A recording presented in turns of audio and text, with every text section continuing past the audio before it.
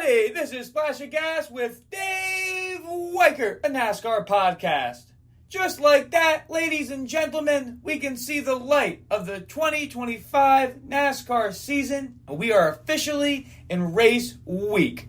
This upcoming weekend for the Clash, an exhibition race held annually for the Cup Series 2 weeks before the Daytona 500. The primary sponsor for this year's race will be Cookout. As we know, the location of the Clash has moved a couple times in the last few years. This year, NASCAR is bringing the Clash to the famed Bowman Gray quarter-mile asphalt oval in Winston-Salem, North Carolina. Happy to be moving on from them racing in the LA Coliseum, but kudos to NASCAR for trying that. Just please, no more mid-race concerts.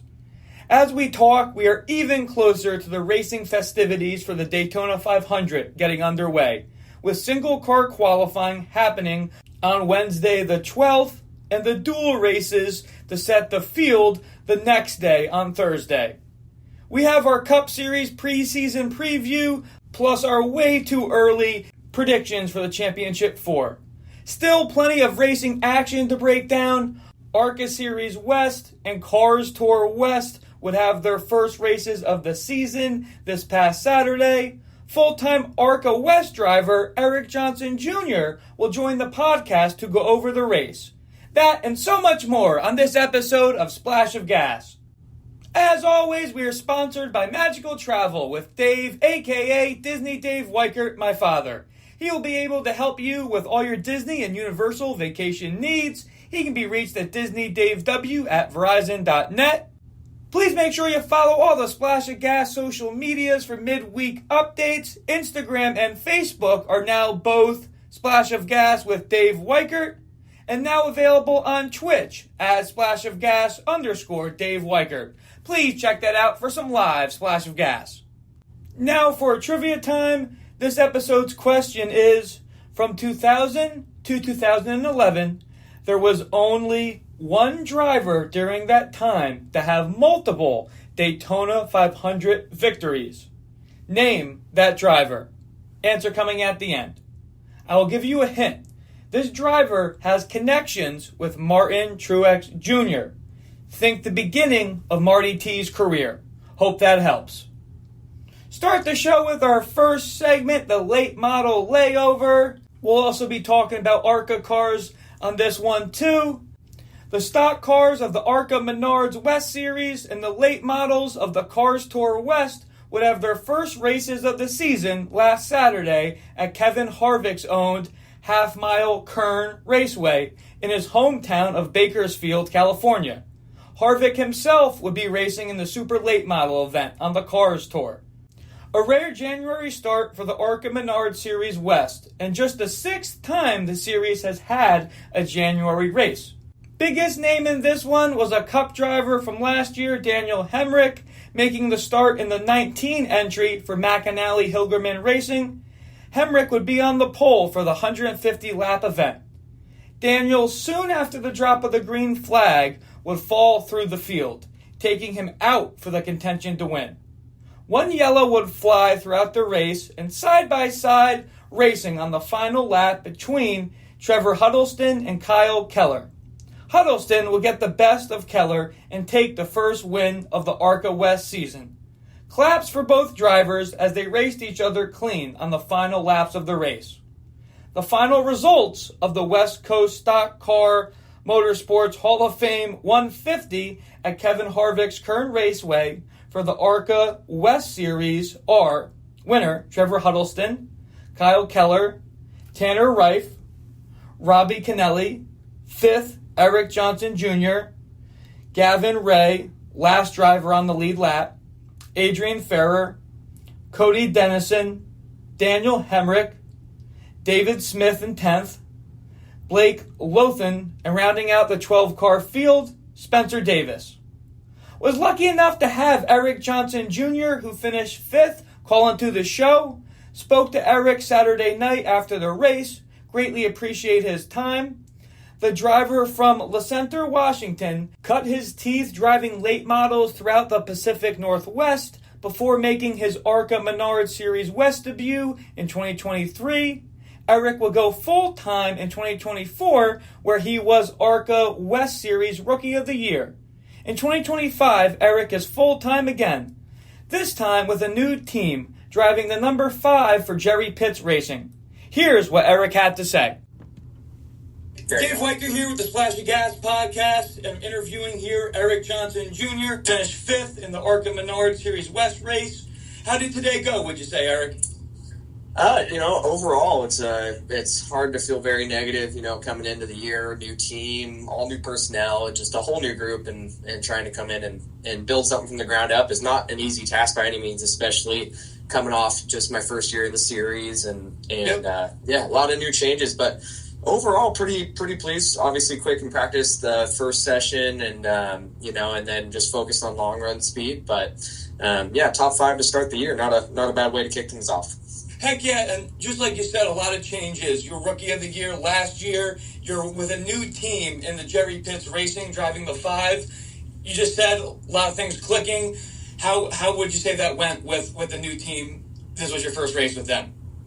Yeah, honestly, I'm pretty fortunate to say that chemistry was there right from the get-go. Dustin Ash, the crew chief over there, who's does a lot of the brains of the operation at the Jerry Pitts side.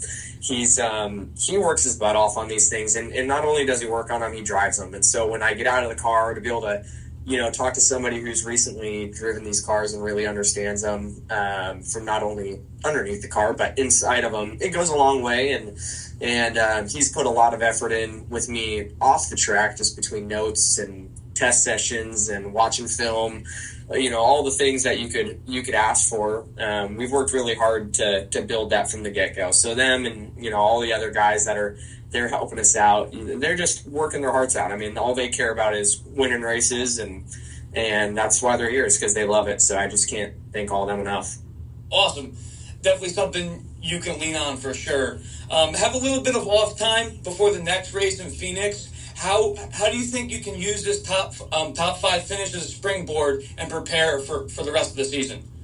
Yeah, for this one, it's a really big notebook for us to build when we come back here to Kern. Kern's never been one of our strongest suits in years past when we were running the 19, and so for us to jump out here and have speed right out the gate was exciting. But now, taking what I learned about what it takes to save and the right way to save, and that way when we come back, if we're ever in the similar situation, to try to make more out of it and capitalize. So I think reviewing and watching some film and making notes will be something I do pretty quick here, and then after that, just jumping right back into the all the off-track routine, working out, trying to eat right, and keep myself healthy and sharp. That way, when we go to Phoenix in March, we'll be ready to roll.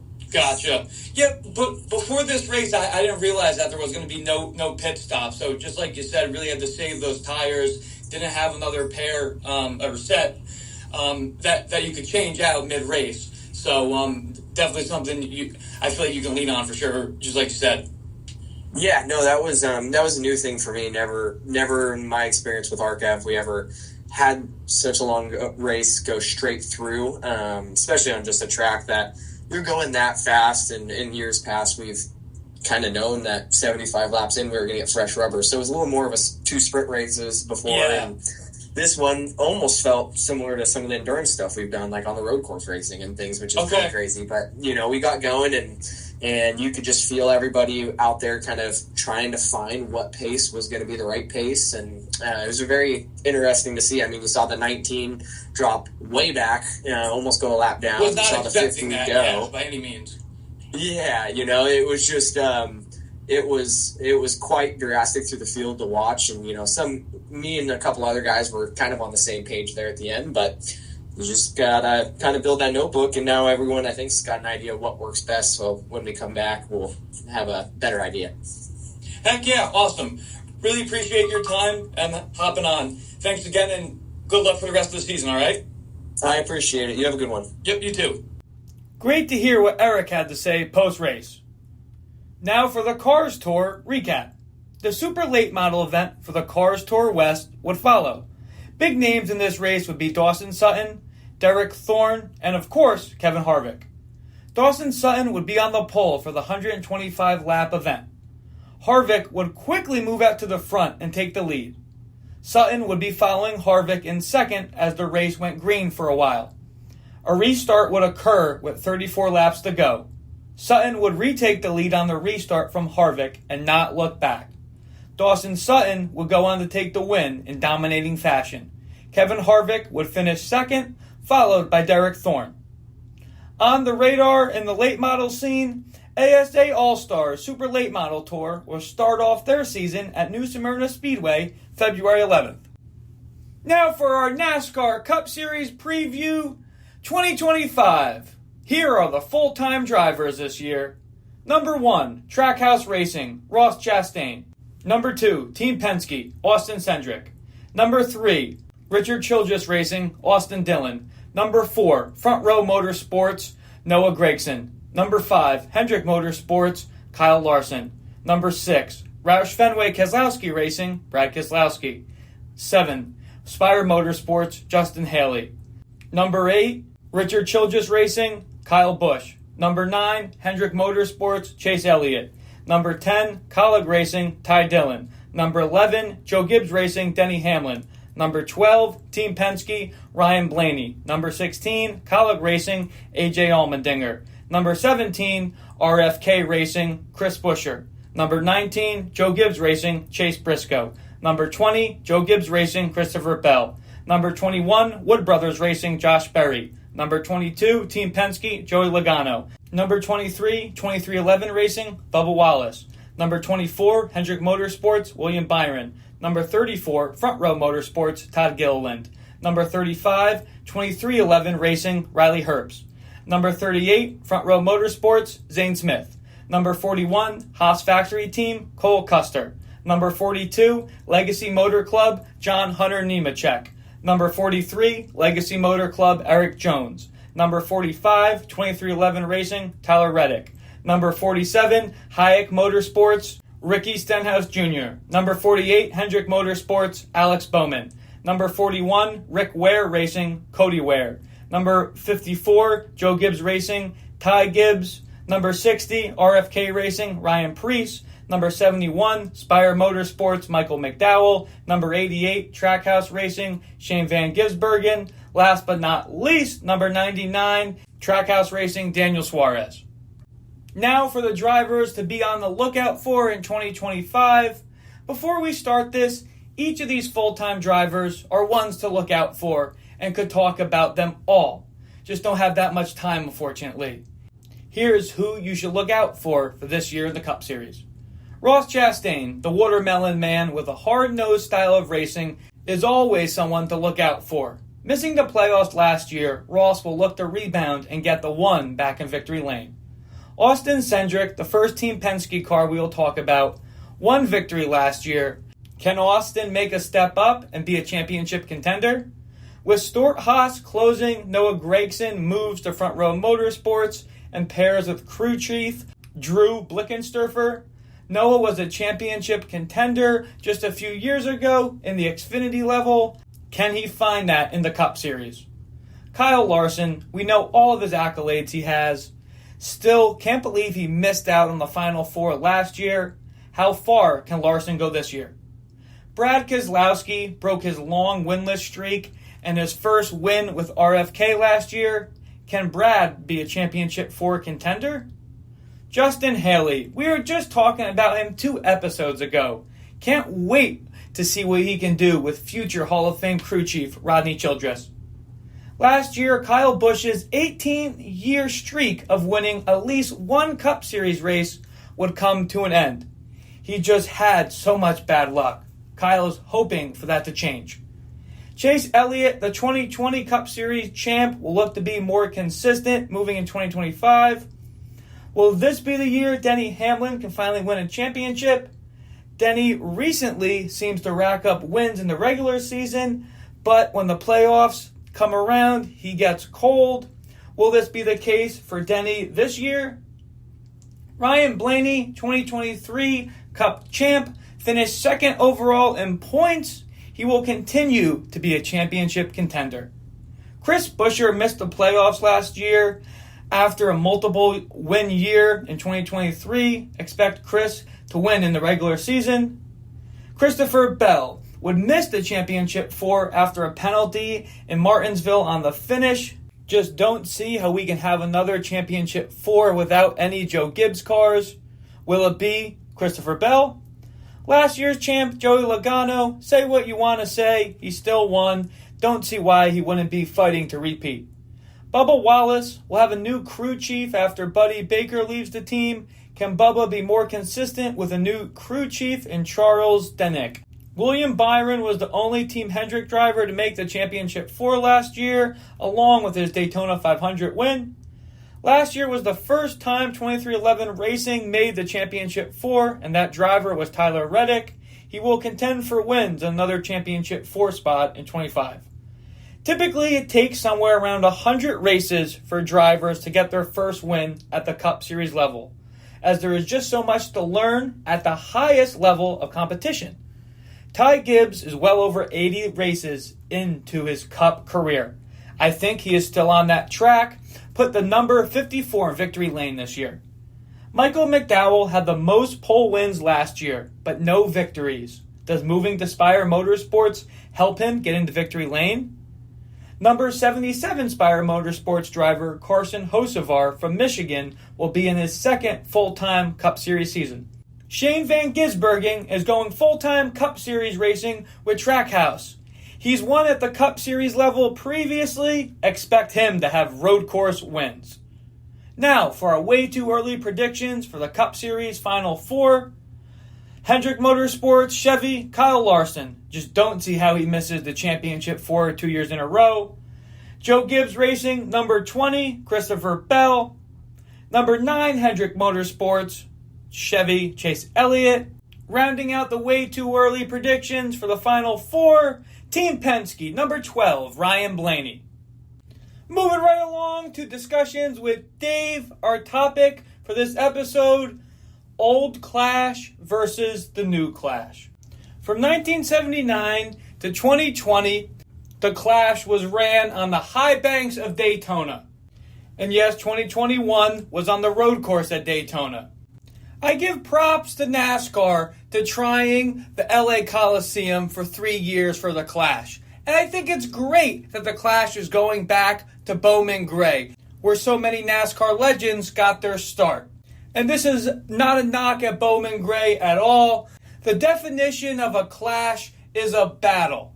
And for all those years, a couple weeks before the 500, that's what we saw from those drivers. Beating and banging. I remember the 2020 race, the last one they had at Daytona. Eric Jones's car, the guy that won, had so much tape on his hood in victory lane. It was crazy what we saw. And from the years previous as well. If the issue with having the Clash at Daytona is in regards to scheduling with it being too close to the Rolex and Speed Weeks, then why not Talladega? Let's bring it back to a big track and truly make it what I think it's supposed to be, the Clash. And that wraps up this episode's edition of Discussions with Dave. Now for NASCAR history time. A look back at the Clash through the years when the race was at Daytona. February 11th, 1979. Buddy Baker won the inaugural Busch Light Clash at Daytona in a 20-lap sprint to the checkered flag. 1984. Ricky Rudd survived a wild ride that included flips, which forced him to tape his eyes open to continue racing during Speed Weeks. Now that's a tough race car driver. 1995. Dale Earnhardt won the Busch Light Clash for the 6th and final time. Earnhardt remains the all-time winningest driver in the Clash exhibition race. 2003, after being a day race for many years, the Clash was held under the lights at Daytona for the first time. 2006, Joe Gibbs Racing, Denny Hamlin became the first rookie in the history of the Clash to take home the checkered flag. 2015, Matt Kenseth ended up in victory lane, but drama occurred on the final lap between Kevin Harvick and Joey Logano. Coming to the checkered flag on the last lap, Logano pushed Harvick and ended up putting the Stewart-Haas driver into the wall. Harvick exited the car and engaged in a heated post-race discussion with Logano. 2012. After nearly wrecking on turn 2, Kyle Busch pulled off an epic save and later drove through the field to win in a photo finish with Tony Stewart. 2021. Instead of running on the 2.5-mile oval, the Busch Light Clash moved to the road course under the lights.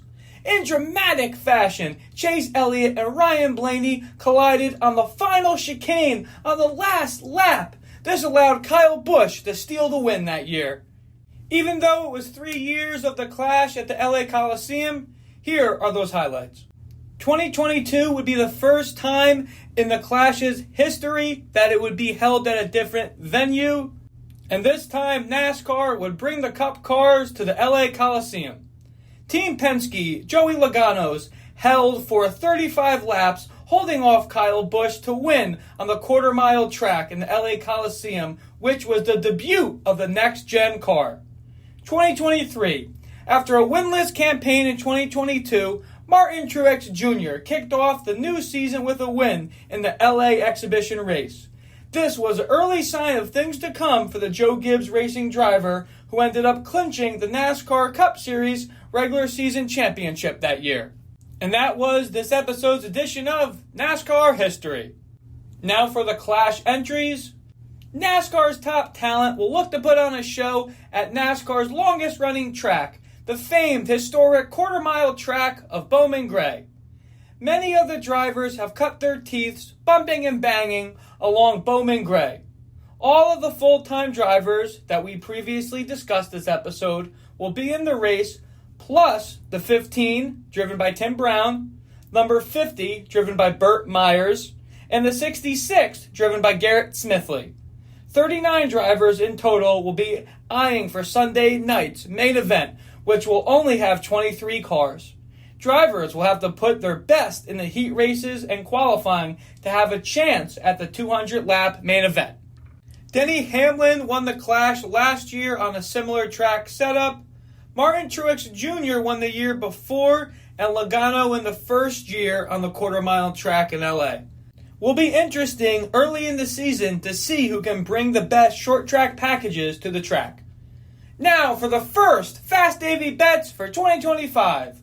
Unfortunately, the betting odds for the Clash are not out yet on any of the major sports books, but never too early to lock in solid odds for the season championships and Daytona 500.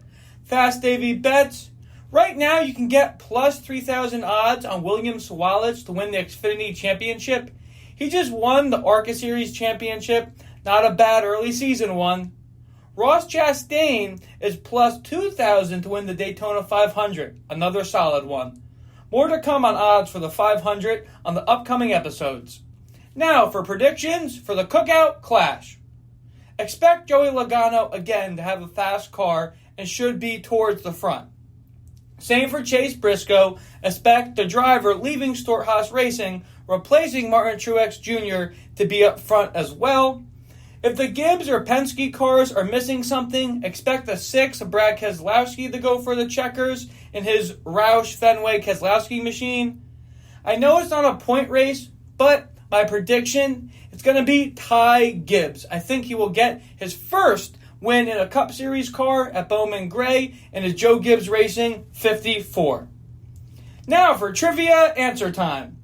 This week's question that we mentioned earlier, from 2000 and 2011, there was only one driver to have multiple Daytona 500 victories in that time.